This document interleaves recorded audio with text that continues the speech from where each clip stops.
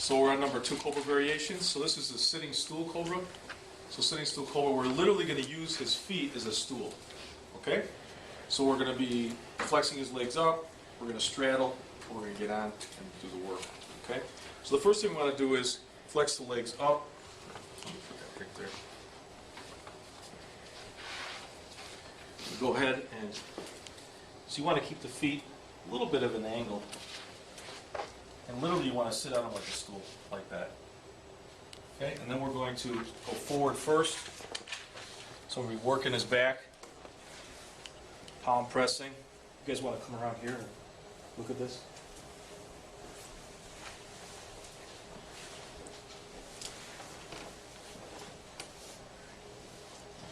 And you can thumb press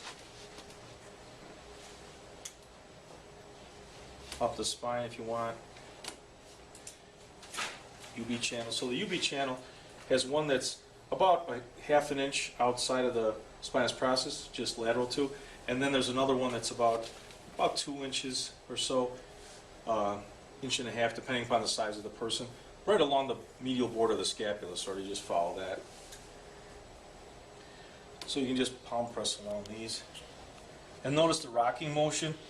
Again, so I'm going back and forth, rocking myself. So at the same time, he's getting a good stretch on his calves because I'm dorsiflexing his feet. So his feet are going up like that, so the calves are being stretched.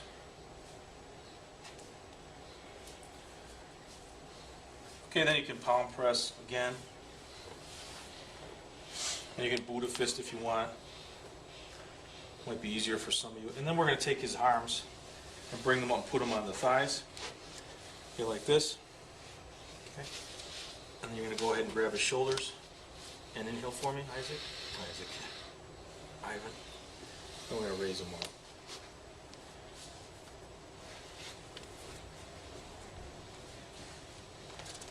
This is a real comfortable position to hold them.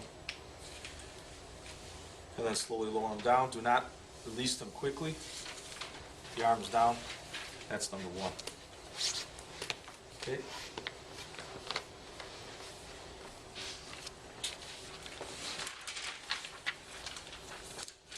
Okay, then we can continue on to the next page. So we're going to gently grab the shoulders, we pull them back. Have the client interlock their fingers behind their head. We're going to continue on. Lift client by the shoulders, elbows from armpits. So we're going to go on and on and on with the different techniques.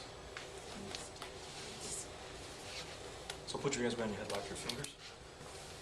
So this one you can go ahead and first pull on the shoulders. You can pull on the elbows. Gives a different stretch each time. You can pull on the forearms. Okay, so you can do it all in different positions. Okay, you guys want to try those? Sure. Okay. When you're getting off, you can do a little bit of a release. You okay? Does that feel good? He's staying in that position. He's frozen. Ups. So we're back. Could you move your hands? Yeah, there you go. So now we're going to be doing a scapular release, so I want you to put this arm behind your back. So we get the arm behind the back, and we're going to use the fingertips. Be gentle, and you're going to pull on the shoulder a little bit, and just work your fingers underneath the scap.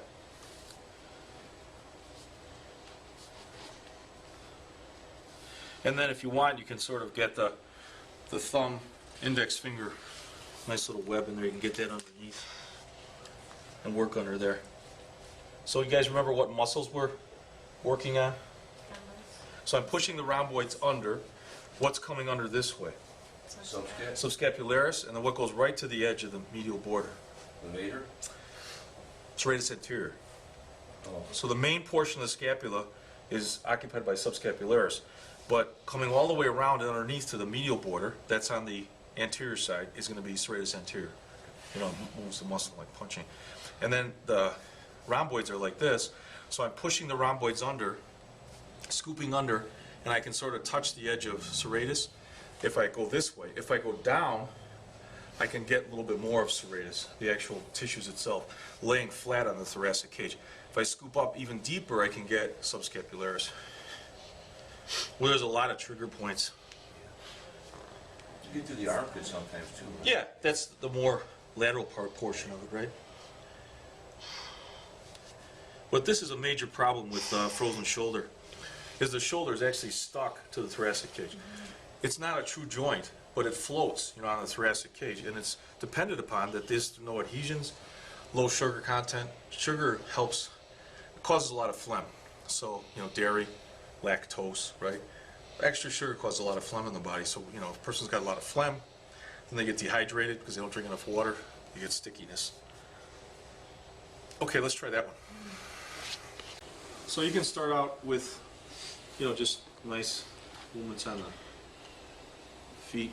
So do a little bit of lateral compressions, both sides of the leg. And after you get that done, this is the tough part. You want to get on and start to pull the muscle off the bone, the calves off the bone with your knees. So you have to be really sensitive. Support your weight basically with your hands, arms. And then once we get to the back of the knees, don't worry, you can put your knees in the back, all of you Swedish people. I know you're in horror. I'm just going to go up slowly and do some rocking and do some work in the back.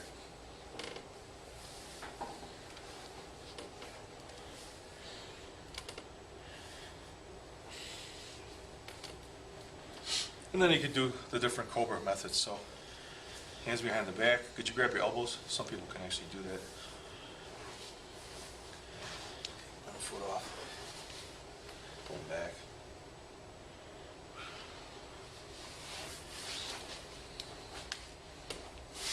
Grab my arms, roll my handshake.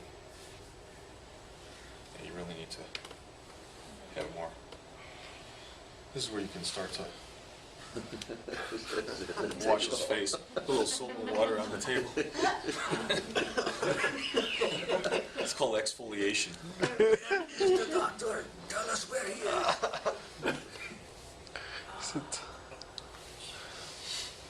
Hands behind head. Again, if you want to do this, it's going to be pretty hard to pull them back, so you want to drop one leg onto the table.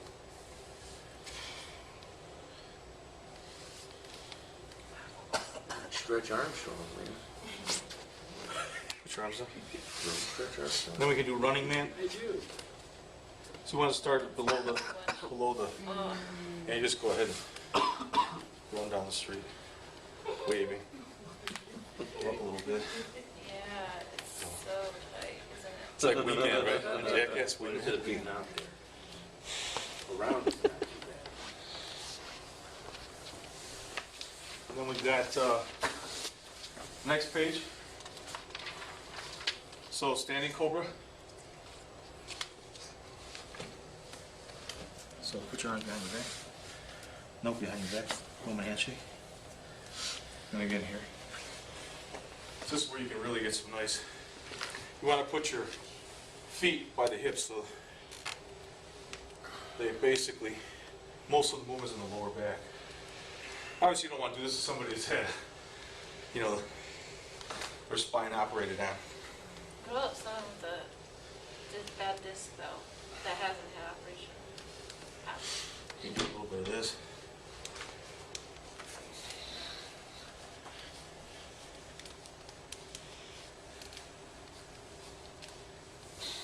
And again, you can grab. For guys, not for girls, obviously.